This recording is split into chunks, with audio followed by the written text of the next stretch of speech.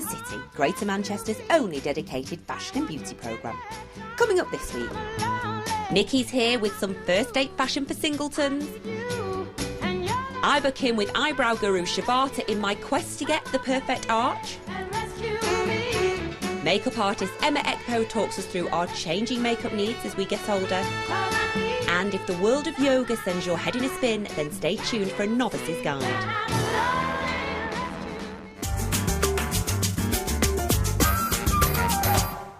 It's fashion time, and to quote Beyonce, it's single ladies time. We've got Nikki from Manchester Fashion Network, and you are telling us how to dress for a date. The first date. First date. The first date, the ultimate. It's so long ago, I can't remember, Nikki, but go on. So it's either, you've really got to kind of work your best assets, work the trends, feel comfortable, just feel amazing, I think. God, I remember vomiting and feeling sick on first dates. Let's bring on Libby at that point. So this is kind of just it's picking up obviously on the floral trend, but it's not necessarily just about that. I think this kind of, you want to give the impression that you're quite an English rose, should we say? A little bit innocent. Yes, and look definitely. At me. You could take me home to meet your mother. Yes, definitely. Okay. And you thrown it together with a cardigan to give it a just, I think for that kind of first date feeling, it's almost take the cardigan off and you can bear just enough flesh. Oh, so hold on, what is just enough flesh? Because Libby's got legs on show, takes the cardi off. Legs and shoulders is fine. Any more than that? No. We don't want too much cleavage. If you're going to do cleavage, then cover the knees. But this is just enough. Shoulders, I think, are probably the sexiest part, I think. They're the ones you want to work the most. And price-wise, what are we looking at here? So the dress actually from a store called Desire, which is £30, so absolute bargain. And the cardigan just gives it that whole kind of vintage feel. £12 Primark. Fabulous. Yes. And moving down to the shoes? So nude accessories, obviously nude is the colour. Nude accessories, the shoes are £15 from Peacock. Very nice. Fantastic. And the bag is £5 from Primark again. Wonderful. Libby, thank you very much indeed. Let's bring on Ramona next. Love this. You look fabulous. Look at her. Working the denim. Yeah. Denim's great because it's kind of a girl's best friend, really, apart from the LBD. But there's something that you can be quite comfortable in. You can really kind of sex it up with a bit of animal print. But if you don't know where you're going on a first date, is it okay to wear jeans? Definitely, because I think at the moment there's no airs and grace about denim. You can really dress it up. And with Ramona here, I've put it with some animal print. It brings out that wild side, you know? Oh, definitely. So sort of the hidden tones there. Do you think blokes look into that? I think so, yeah. Okay. I think animal print is obviously quite key for this season, and I think it'll stay with us. And I think it kind of just gives a little bit more to it, I think. Okay, let's have a look at the prices on this one. So top is Peacocks, £12, jeans £20. Which they look amazing. They do look nice. Again from Peacocks. And the shoes are £15 from Peacocks.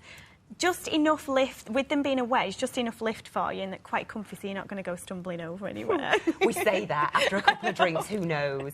Thank you very much, my lovely. Let's bring on Sarah next. Oh, sexy secretary. This is my sexy secretary look. This is the ultimate Jessica Rabbit style. Pencil skirt, perfect for a first date. This is £11 from Primark and it's got the little kick at the back as well. It's just like that kind of flirty look. Is this almost playing to men's desires? Yeah, I think bit? So, definitely. I think this is almost, fingers crossed, one of those things you could wear to work and then put a heel on and then be off out on the first date. You could wear this to dinner. I just think, and I love the £5 Chanel S bag. It is very nice. Amazing from Primark. Obviously, prints and polka dots are very on trend and very this season, so you followed them down to the shoe. Yes. Is that a little bit too much? Does it look contrived or...? Not necessarily. I think because we're sticking with the navies and whites, so tone-wise it's quite nice, as long as you're not kind of overdoing the colourways too much. But it's just enough, I think. Because I think dating, or the first date, you should look as if you've not really made much of an effort. Definitely. But gosh, we did. I know. Yeah. Hours and hours to get ready, and then it looks like you've probably spent 10 minutes getting ready. But I think that's the key. That's the key to it, isn't it? Okay.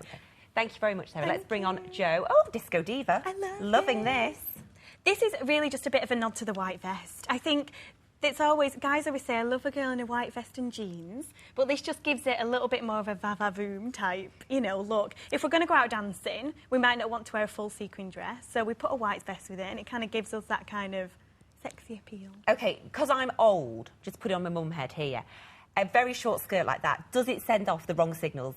Or is it okay because it's a bit glittery and a bit fun? Definitely, and because it's teamed with a white vest, it doesn't give that kind. It's not overpowering. You know, you've got the white vest on, so it's quite, in a way, it's got that kind of casual element. The vest is £1.50 as well, so... Yeah. Dare I throw in, would we put a flatty with this short skirt? Or are you shuddering at the very thought? Killer heels. It's Really? the first day at the end of the day. You know, we've got to get a bit of height, and you never know if, you know, that whole kind of Tom Cruise, Nicole Kidman, you can still be taller than the guy. Okay. Wonderful. Thank you very much indeed, my love. Nikki, thank you to you as well. Fingers crossed the girls all get a date now. OK, if you'd like to join us in the studio and be one of our real models, drop us a line at style@channelm.co.uk. And next month, you could be strutting your stuff down the orange carpet for us.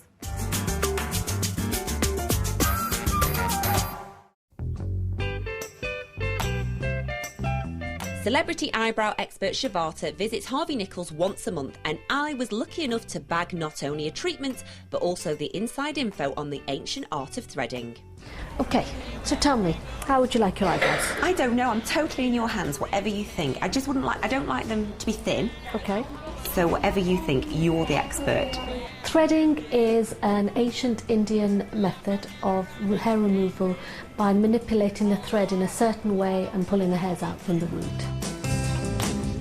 A brown-eyed girl. I'm going to leave loads of hairs behind because you've overplucked. Oh, right, OK. And is it because I need to grow those hairs back? Yeah. So are your girls and guys trained to exactly the same standard as you? What we've got 11 studios nationwide. Each girl has a full-day training down from hygiene, service, consultation, methods, how to get the perfect arch. Then they follow us, so they know how clients should be treated, how the eyebrow can be created to the perfect shape. And once they've been trained and they're on the shop floor, the girls are recalled on a certain period of time and trained again and again and again. So brows are almost fashionable, because in the 80s it was sort of Brooke Shields, big and bushy, and then we went to the 90s, very thin. What sort of fashion are we now? At the moment, I'm recommending my clients have a very natural manicured shape. So not to go too thin. We tend to look at an individual client, how old they are, so we know where to place the arch, what profession they are, because profession sort of tells you your lifestyle. A mother of 5 doesn't want to have, you know, thin, high maintenance eyebrows. She doesn't have the time or the, you know, the inclination to have that lifestyle. Whereas a high-flying, outgoing girl doesn't want thick, bushy eyebrows. So we actually look at individual needs, but as a general rule, very natural, on the thicker side, but complemented with products, giving it a very manicured shape. Okay, your hairs tend to grow. Yeah. We have a product for that. It's a clear gel. Yeah. It looks wet at the moment. It will dry. Eyebrows frame your face. So if you visualize a very tiny painting with a massive frame, it overpowers the painting. But on the other hand, if you have a massive painting and a really thin frame, it doesn't have the strength to bring it together. And that is exactly what eyebrows do to a face. It frames the face. So when I shape somebody's eyebrows, I'm not shaping them for somebody to say, oh, you've got amazing eyebrows. Those eyebrows are there for somebody's eyes to focus onto your eyes. So that's what it's doing. So nobody will actually notice your eyebrows. They'll go, what have you done? You look really well. You had your hair cut. Have you changed your foundation? Nobody will figure it out. And that's the best compliment, because it suits your face so much, it doesn't stick out. Yay! Can you see? Yeah. It really is different, isn't it?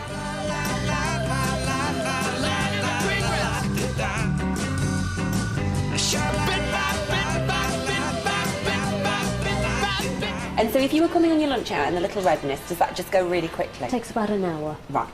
If that. Oh, thank you very much. You're so welcome. I love them.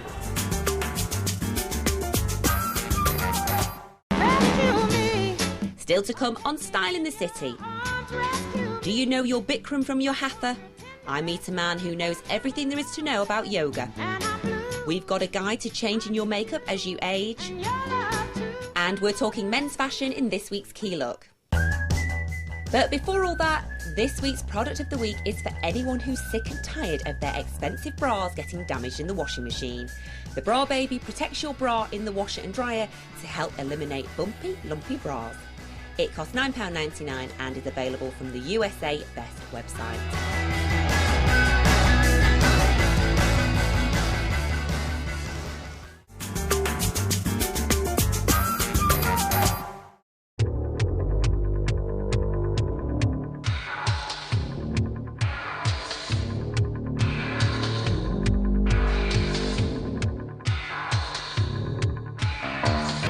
Hi, my name's Chantel and I'm the assistant manager at the general store. This week I'm showing the boys how to get the right layered look for spring and summer. This t-shirt is using all the acid colours which are really high fashion this season. Elvis Jesus are renowned for using all this detail and that's why they're famous. Jeans are a staple to every man's wardrobe. I've chosen these particular ones as they have the buckle on the back, which means you can adjust the jeans to however you want to wear them, and with the slouch pockets, which are really in fashion this season. The dark blue denim makes them perfect for a day or night occasion. This shirt is laid, which is really high fashion this season. You could put it with shorts and your sandals, or you could just wear it out on a night out.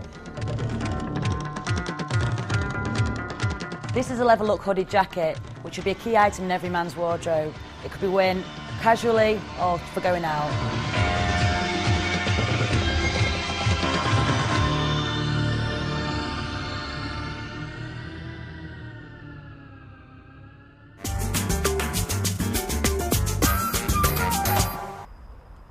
Hatha, Bikram, Iyengar, Ashtanga. No, it's not the Geldof children being called for dinner. They are in fact all types of yoga. And if, like me, you didn't have a clue what they were or how you do them, then here's Style in the City's ultimate guide to yoga.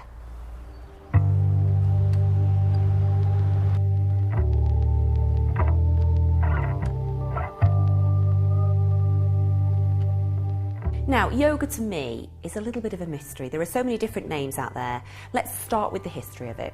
There's probably two different parts of history that we could look at. We could look at the Western history and the Eastern history. So obviously yoga comes from the East, from India traditionally, and the first yoga postures, as it were, come from a piece of literature called the Hatha Yoga Prapadika, which dates to about the 18th century.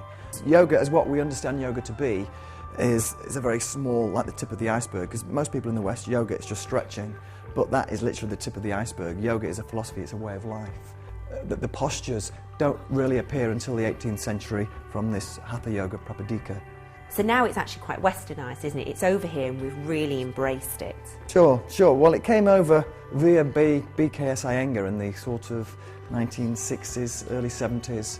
And that's when we started to become aware of it, if you like, over in the States and then into Europe and of course into England.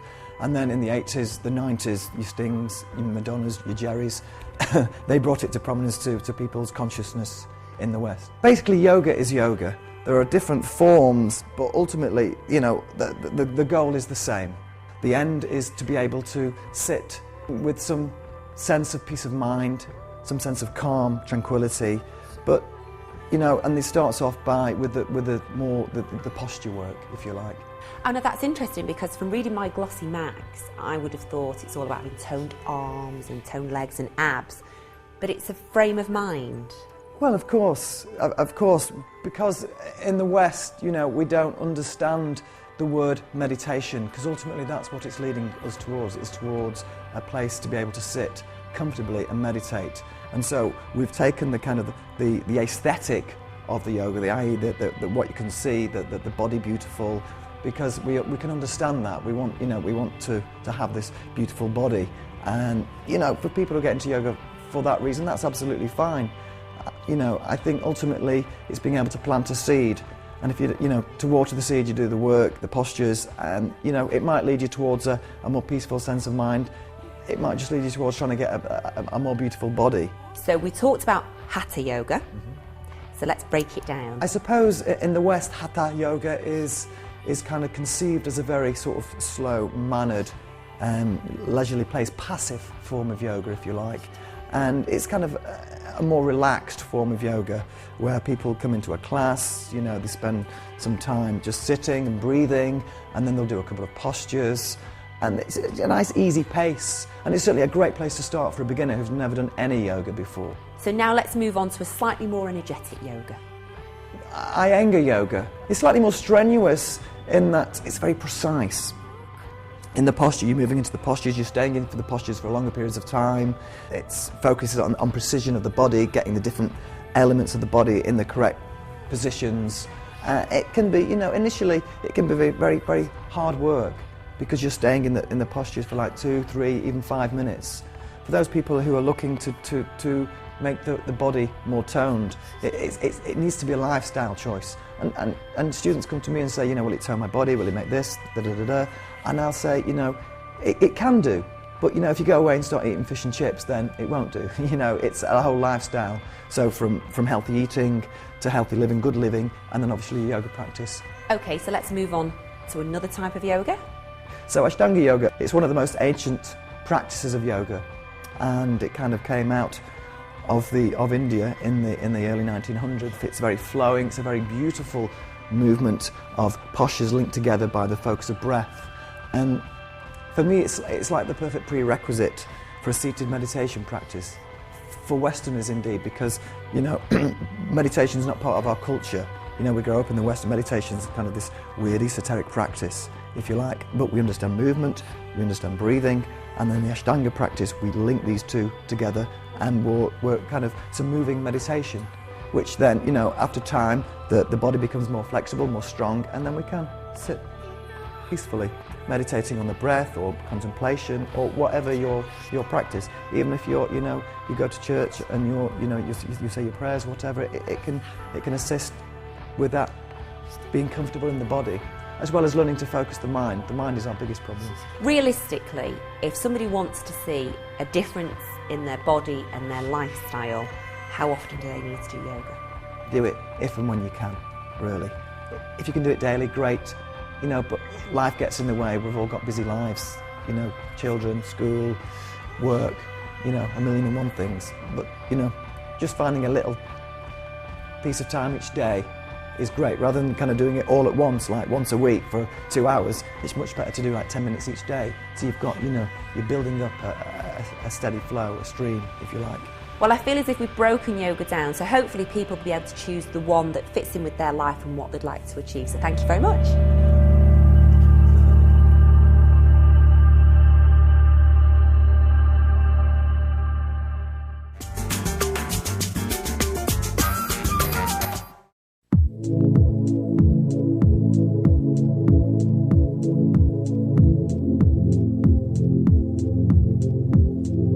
Most of you will be all too aware of the changes that your skin goes through as you age, but how many of you actually change the products you use on your skin as you get older?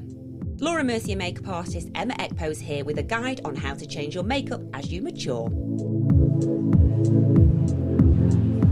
Makeup can definitely age you, and I think certainly how you apply it, there are lots of things that can affect the overall finish of your makeup. I think the formula you need to go for is good, radiant, healthy skin. That's the blanket and the backdrop for everything. If the skin is good, everything else seems to fall into place. Women give themselves too much pressure by trying to nail every base. I think if your face looks radiant, if your skin looks radiant, whether you're 14 or 44, you can still put your best foot forward and it can still look good. So dry skin, as far as I'm concerned, is one of the worst and most aging things that you can have.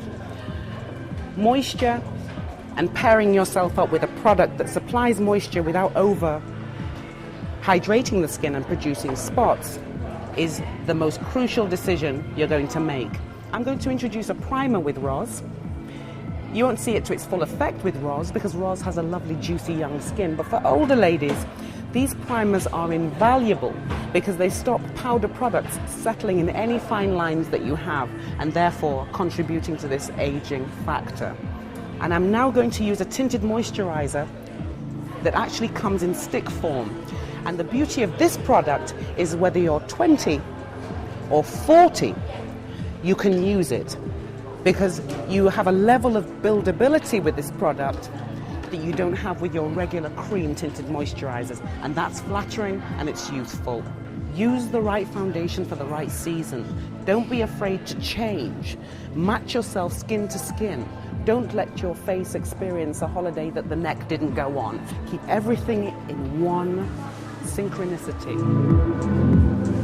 Applying shadow and just neat to the eyelid can be a little aging. So I'm suggesting if you use one of these many eye bases that lots of companies are creating and just give me a lovely matte, clean canvas to place colour on. If I set those very frosted colours on this lovely matte base, there's just no chance of it melting and becoming creepy and making the eye look old or tired. So for an older skin, big blocks of colour, think about it. Really blend carefully. There is no makeup avenue that's closed to you. Just really think about the blending. That's the one thing I have to say to older ladies. Corals I see very, very often, particularly in older ladies. And for me, there are so many other colours that we could use. And I think just by nature of it being a coral, sometimes that can be just aging in itself. Pick the right lip colour. If in doubt, get some advice.